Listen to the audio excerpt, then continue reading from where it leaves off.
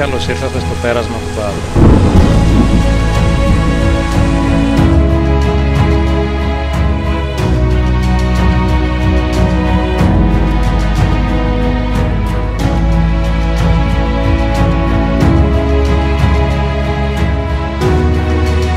Δεν μπορώ να περιγράψω πόσο εντυπωσιακό είναι από κοντά.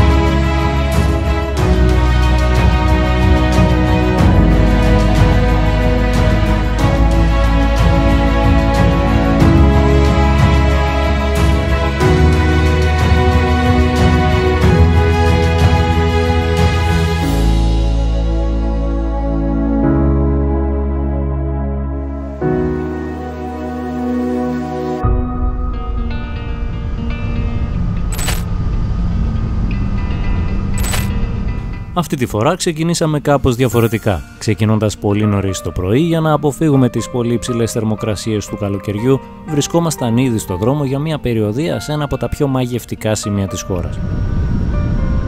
Αν η Ελλάδα ήταν ένας τεράστιος κήπος, τότε η Ήπειρος σίγουρα θα ήταν ένα από τα πιο σπάνια και όμορφα λουλούδια του. Για όσους λατρεύουν το βουνό όπως εγώ, αυτή η περιοχή ίσως να είναι το εξώφυλλο σε ένα άλμπουμ γεμάτο εικόνες, εκεί που πραγματικά άνθρωπος και φύση γίνονται ένα. Οροσειρές, φαράγγια, πέτρινα χωριά, βράχια, τούνελ, ποτάμια, γεφύρια, όλα εκεί συνδυάζονται με τέτοια αρμονία που αν πας έστω και μία φορά, σου υπόσχομαι πως δεν θα την ξεχάσεις ποτέ. Φυσικά επιλέξαμε ορεινές διαδρομές που ναι μεν πρόσθεσαν κάποιες ώρες παραπάνω οδήγησης, αλλά οι δρόμοι και τα σημεία που θα περνούσαμε ήταν σίγουρο πως θα μας αποζημίωναν και με το παραπάνω. Το καλύτερο κομμάτι του να ξεκινήσεις τόσο νωρίς το ταξίδι σου είναι τα χρώματα της ανατολής του ήλιου. Κοίτα εδώ μορφιά. Με την ανατολή του ήλιου η ανάγκη να ξυπνήσουμε μας έκανε να σταματήσουμε στη Λαμία για ένα καφέ. Τα μάτια μου παίζει να είναι μπότρικος, Πάμε για καφέ! Σε κάποια παραλία.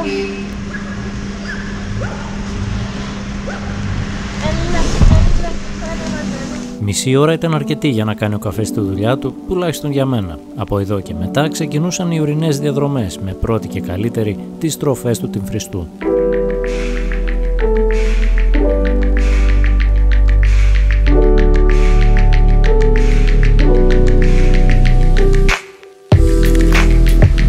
Τώρα για τον Τυμφριστό τι να πω. Είναι ουσιαστικά η πύλη για τα πολυσυζητημένα άγραφα.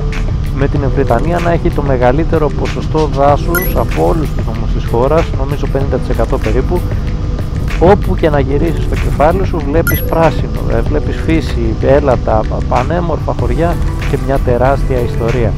Τώρα πάμε μέχρι το Καρπενήσι και από εκεί θα ανέβουμε προς τη λίμνη Κρεμαστών και από τους ορεινούς δρόμους θα καταλήξουμε στην Άρτα.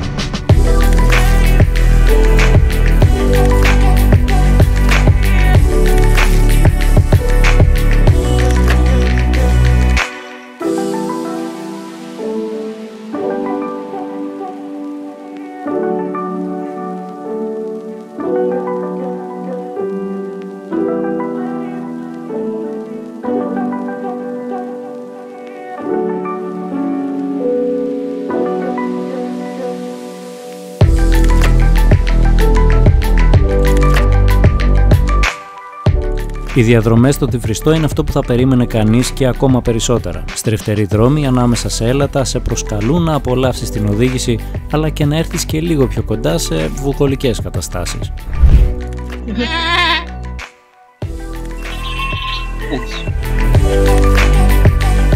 Οι επόμενες 2 ώρες μας βρήκαν να περνάμε από κάποια γνωστά από το παρελθόν μέρη, όπως η εντυπωσιακή μεταλλική γέφυρα του ποταμού Μέγδοβα, τα οποία όπως ήταν φυσικό ήταν πνιγμένα στο πράσινο. Για μένα, αν και είναι μια διαδρομή που πολλοί δεν θα προτιμούσαν για να κινηθούν δυτικά ή βόρεια, εάν έχετε το χρόνο αξίζει οπωσδήποτε να περάσετε από εκεί.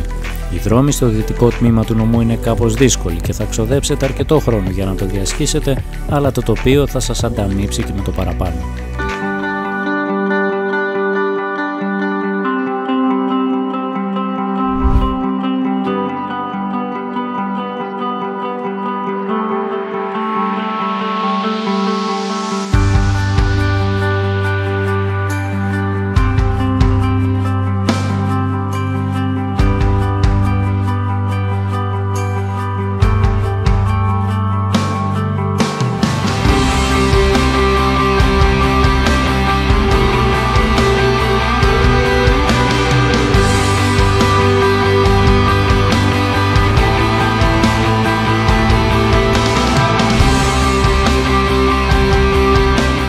Έχοντας μπει στο νομό Άρτας και με τη ζέστη να έχει ανεβάσει κατά πολύ την δυσκολία του ταξιδιού, η Άρτα μας φάνηκε ο ιδανικός σταθμός για ξεκούραση.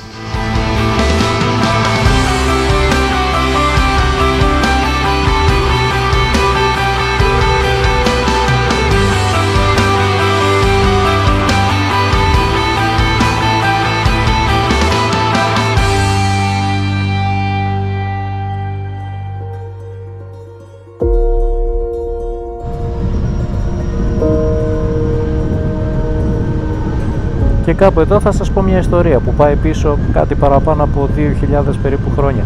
Ο τότε αυτοκράτορας Οκταβιανός μάζεψε τους κατοίκους των γειτονικών πόλεων ώστε να ιδρύσει μια νέα πόλη κοντά στην Άρτα, τη Νικόπολη.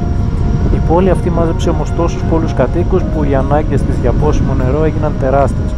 Και τότε διέταξε και έφτιαξαν ένα μνημειώδες για την εποχή έργο. Ένα υδραγωγείο που θα έφερε νερό από το Λούρο ποταμό, περίπου 50 χιλιόμετρα μακριά, στην Νικόπολη. Και για να καταλάβει κανείς το μέγεθος του έργου αυτού, θα πρέπει να πάει εκεί που πάμε εμείς τώρα.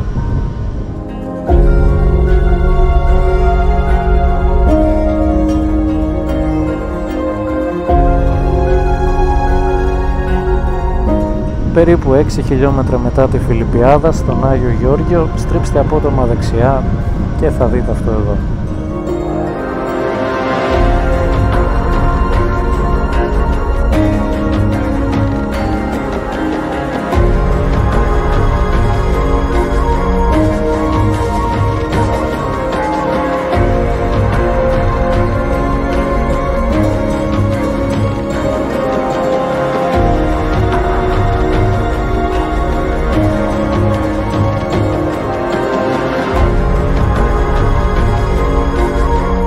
Δεν μπορώ να περιγράψω πόσο εντυπωσιακό είναι από κοντά.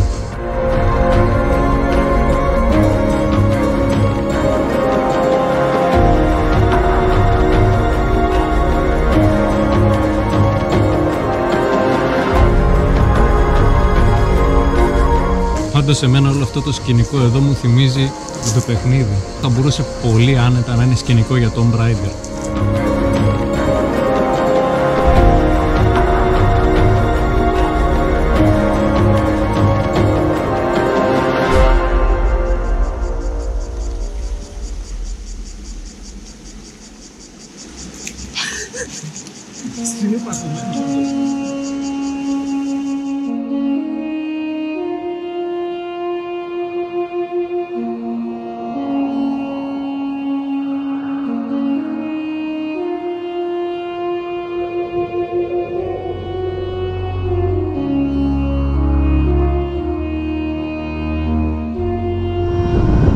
Πάντα λέω πως το ταξίδι στον επαρχιακό δρόμο είναι μία άλλη ιστορία, εντελώς διαφορετική από το κλειστό αυτοκινητόδρομο. Και αυτό εδώ είναι άλλη μια απόδειξη. Αν βρεθείτε ανάμεσα στα Γιάννενα και την Άρτα, να προτιμήσετε την παλαιά εθνική οδό και θα τη θυμηθείτε. Καλή ταχύτητα, δεν λέω, και ασφάλεια ενός σύγχρονου αυτοκινητόδρομου, αλλά αυτό εδώ ρε φίλε δεν θα ποτέ στην Ιωνία οδό. Αντίθετα, αυτό που θα βρείτε συχνά από αυτά τα μέρη και πάνω είναι οι γρήγορες εναλλαγές του καιρού. Και επειδή ταξίδι με μηχανή χωρίς βροχή δεν έχει νοστιμάδα, τα σύννεφα στον ουρανό μας έδειξαν από νωρίς τι θα ακολουθούσε σε ένα μεγάλο μέρος του ταξιδιού μας.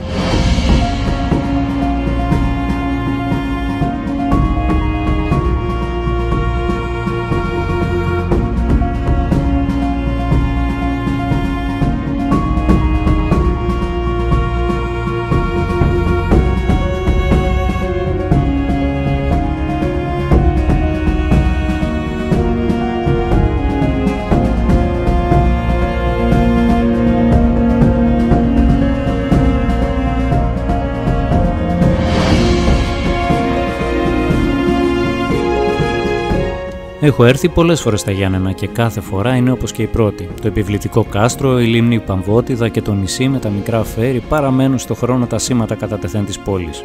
Όμως πέρα από αυτά, τα Ιωάννινα είναι και μια πόλη γεμάτη ιστορία, ρομαντισμό, παράδοση, χρώματα και ζωντάνια. Η κουζίνα των ντόπιων είναι σε όλους γνωστή, με τις πεντανόστιμες πίτες και το ραβανί. Και αν κάποιος ψάχνει την ιδανική φοιτητούπολη, τότε αυτή η πόλη είναι σίγουρα η πρώτη σκέψη στο μυαλό του. Άλλωστε δεν νομίζω ότι υπάρχει φοιτητούπολη που να μην είναι ωραία. Καθίσαμε λοιπόν για μια τελευταία στάση πριν αρχίσουμε να ανεβαίνουμε την Πίντο. Στο μυαλό μου συνέχιζα να έχω τα ζαγοροχώρια. Ήξερα τι θα δω, γνώριζα την ομορφιά της Πίντο και σαν μαγικό κάλεσμα, όσο πλησίαζα κοντά της, η ανυπομονησία μου συνεχώς μεγάλωνε.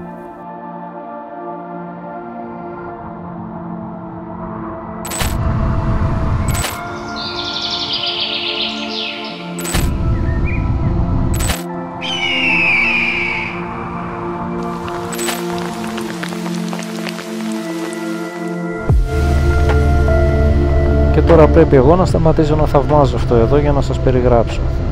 Ζαγοροχώρια. Ένα από τα πιο πράσινα μέρη της Ελλάδας. Μια ξεχωριστή γωνιά με πάνω από 45 οικισμούς στο χάρτη, ακριβώς στην καρδιά της Υπήρου. Θες εβδομάδες για να τα δεις όλα. Έρχεσαι μια φορά και το ερωτεύεσαι. Φεύγεις και θες να ξαναγυρίσεις. Έτσι λοιπόν.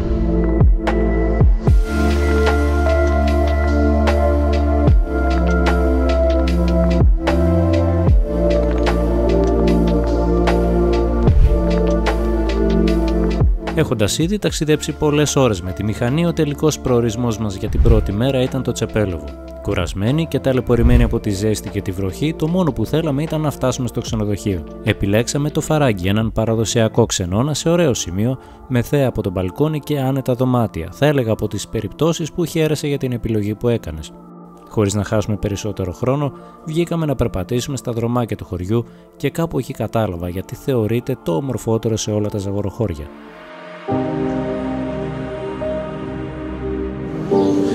Αυτή είναι η εκκλησία του Αγίου Νικολάου από το 18ο αιώνα. Και εδώ μέσα κάθε Αύγουστο, μόνο σε όλη την πλατεία διοργανώνεται πανηγύρι και έρχονται από όλα τα χωριά.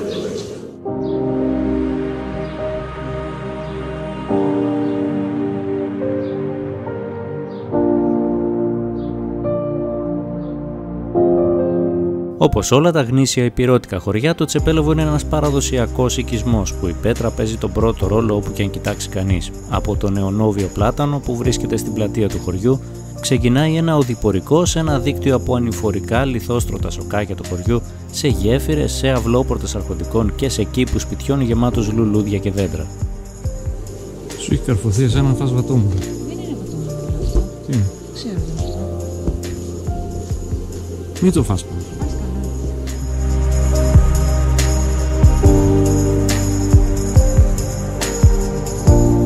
Το Τσεπέλοβο, εκτός του ότι είναι το μεγαλύτερο πληθυσμιακά χωριό, έχει τη μορφή και την άβρα ενός παραδοσιακού οικισμού που χαρακτηρίζει την ιστορία και την αρχιτεκτονική όλης της περιοχής. Όπως αυτό το κτίριο με τα μπλε παράθυρα που στη διάρκεια των χρόνων μετατράπηκε από φαρμακείο και ταχυδρομείο σε χώρο τέχνης σήμερα. Αν με ρωτήσει κανείς, θα πω πως μαζί με την Αρίστη και το Πάπιγκο είναι τα χωριά που θέλετε να δείτε ή και να μείνετε. Το βράδυ η θερμοκρασία έπεσε απότομα, οπότε θα πρότεινα να έχετε προνοήσει γι' αυτό, ακόμα και αν προηγήθηκε μια ζεστή καλοκαιρινή ημέρα. Επιστρέψαμε στο ξενώνα μας για ξεκούραση και ετοιμαστήκαμε για την επόμενη μέρα, για το κυρίως πιάτο του διήμερου.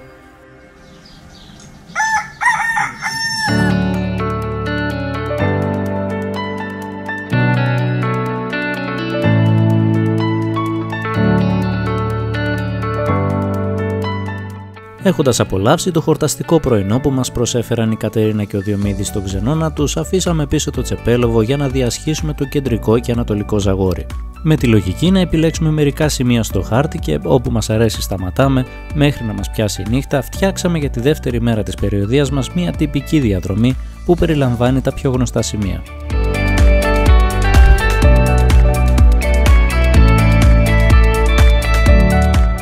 Αυτό είναι το πρώτο από τα 3 σημεία που μπορείς να έχεις θέαση στο Φαράγγι. Είναι το πρώτο εδώ, το δεύτερο είναι στη θέση Οξιά, που θα πάμε μετά, και το τρίτο είναι από το ίδιο το χωριό, το Βίκο. Εκείνα τα σκαλοπάτια ξεκινάνε από κάτω και ανεβαίνουν όλο αυτό εκεί, μέχρι τέρμα πάνω. Ναι, και κάπου εκεί που φαίνεται η ταμπελίτσα τέρμα κάτω είναι εκεί που θα έχω ψοφήσει εγώ, μου αρχίσουν να ανεβαίνουν. Εντάξει, από εδώ συνεχίζει προφανώς και φτάνει μέχρι τα σκαλοπατάκια που ανεβαίνουν πάνω. Δεν υπάρχει περίπτωση να το κάνω από αυτό. Όποιος τολμηρός το κάνει, γράψτε από κάτω σχόλια, βάλτε link σε βίντεο, δεν ξέρω τι έχετε κάνει. Εγώ δεν πάω εκεί πέρα. Ψυγημένα, μιλημένα. Είπαμε να κάνω ένα βίντεο να σας δείξω 5 πράγματα. Τώρα εμένα με τα βιάσετε, όχι. Δεν πάω.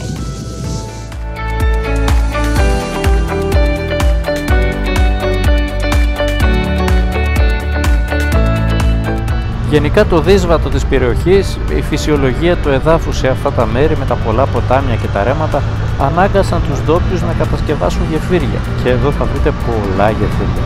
Άλλα τρίτοξα, άλλα μονότοξα.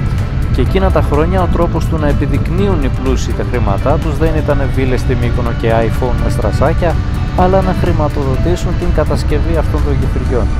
Ευτυχώς για μας δηλαδή που μας έδωσαν τη δυνατότητα σήμερα να θαυμάζουμε αυτές τις μοναδικές κατασκευές.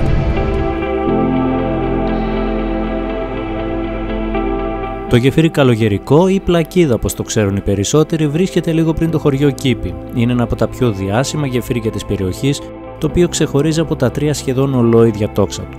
Με μήκος 55 μέτρων και πλάτος 3, είναι από τα πιο εντυπωσιακά γεφύρια της περιοχής. Αλλά δεν είναι μόνο τρόπος κατασκευής του και το μέγεθος. Αυτό που για μένα το κάνει να ξεχωρίζει από τα υπόλοιπα γεφύρια είναι το γεγονός ότι οι καμπύλες που ακολουθούν τις ημικυκλικές καμάρες σου δίνουν την εντύπωση μιας κινούμενης κάμπιας που κινείται μέσα σε ένα υπέροχο σκηνικό της φύσης.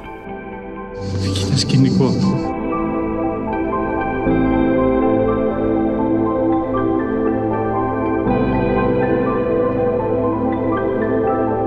Αφού βρεθήκαμε δίπλα στους κήπους, κάναμε μια γρήγορη στάση για καφέ. Κατά τη γνώμη μου, οι κήποι δεν είναι από τα χωριά που θα σε εντυπωσιάσουν, αλλά κρατάει το χαρακτήρα της περιοχής και είναι ένα καλό μέρος για στάση.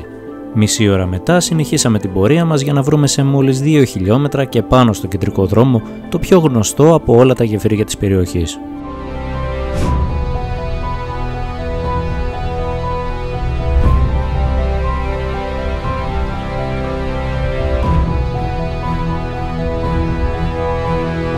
Το γεφύρι αυτό, που είναι γνωστό και ως γεφύρι του Νούτσου, χτίστηκε το 1750 και στη θέση της σημερινής γέφυρας υπήρχε μια άλλη γέφυρα την οποία χρησιμοποιούσαν για την τιμωρία των ζωοκλεφτών. Δεν ξέρω ακριβώς με ποιο τρόπο, αλλά κάπως σίγουρα. Είναι μια μονότοξη γέφυρα γύρω στα 24 περίπου μέτρα άνοιγμα και ύψος γύρω στα 13 με 14 μέτρα.